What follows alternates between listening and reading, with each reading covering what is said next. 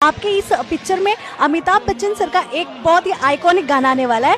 क्या कहना चाहेंगे खेसारी जी, क्या लगता है आपको बच्चन साहब का क्या रिएक्शन होगा इस पर? नहीं बिल्कुल, वो हम सबके आदर्श हैं, आइकॉन हैं हम सबके, और मैं उनके गाने पे परफॉर्म कर रहा हूं तो ये मेरे लिए बहुत बड़ी बात है। बस इतना जानने के बाद खेसारी भैया से जलने वालों की जल के राख हो जाएगी कि खेसारी भैया को ऑफिशियली अमिताभ बच्चन के गाने में काम करने का मौका मिला है।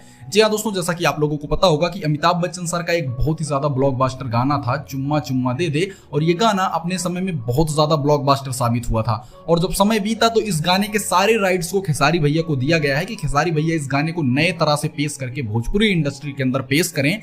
जी हाँ, ये सारे गाने के राइट्स जो थे वो सारेगामा के पास थे और सारेगामा ने भोजपुरी को ये राइट्स दिए, और जिस वजह से खेसारी भैया को ये राइट्स मिले। और खेसारी भैया की आने वाली फिल्म राजा राम के अंदर आपको अमिताभ बच्चन के गाने पर खेसारी भैया परफॉर्म करते हुए नजर आएंगे।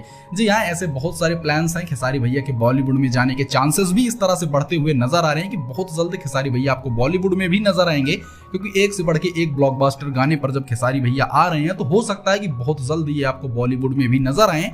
वैसे दोस्तों, आपको क्या लगता है, खेसारी भैया को अपनी भोजपुरी को बढ़ाना चाहिए या बॉलीवुड में जाना चाहिए? हमको कमेंट करके जरूर बताइएगा।